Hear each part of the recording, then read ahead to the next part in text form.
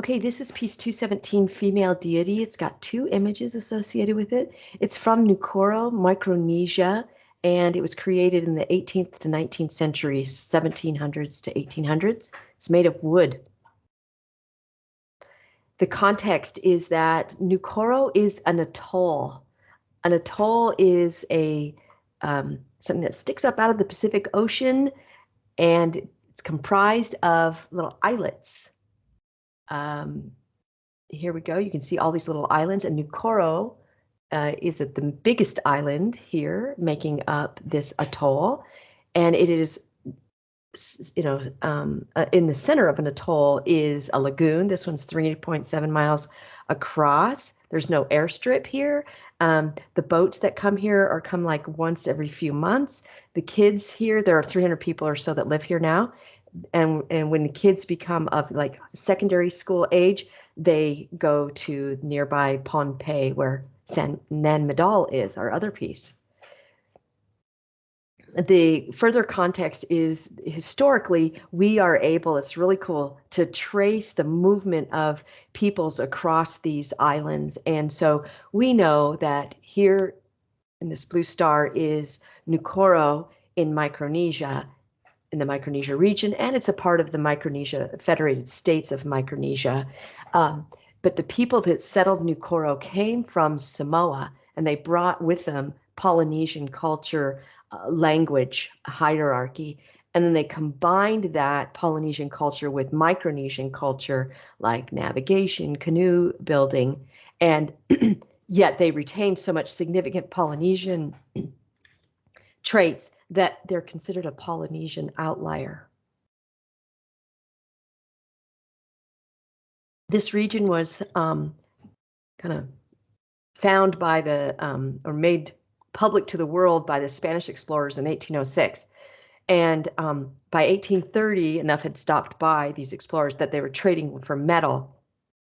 Missionaries follow explorers, and with the missionaries came Christianity.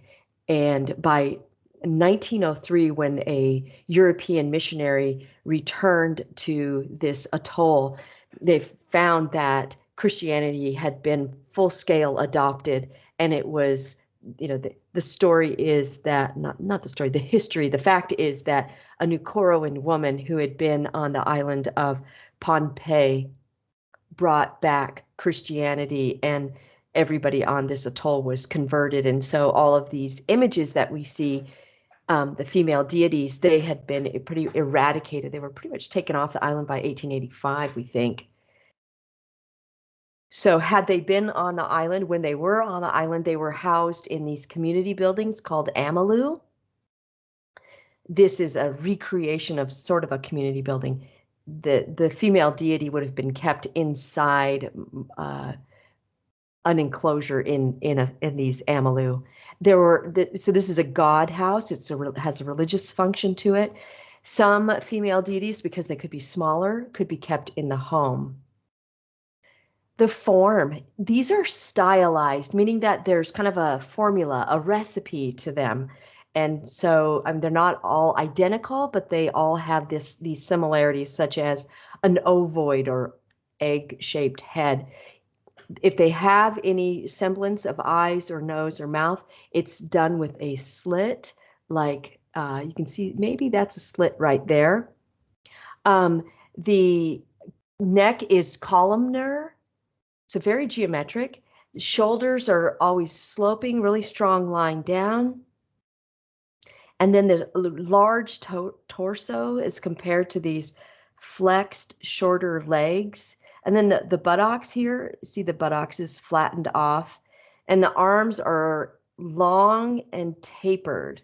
So that's kind of the recipe for these female deity figures. They are small to quite big, 1 foot to 7 feet. This one here is 21 inches. They're made out of breadfruit. This is a breadfruit tree, pretty common, and this is the fruit that comes from a breadfruit tree. And then you can see that ours here is super polished. And so that polishing happens with pumice stone. Pumice is lava that's been cooled by water, and so it's very porous. So you can use it to take off dead skin on bodies. That's what it's sold for today. But it would have been used to polish this up. They would have initially carved it using clamshells until, I say, the arrival of metal tools. In terms of form, sometimes there's a line here across that indicates a chest.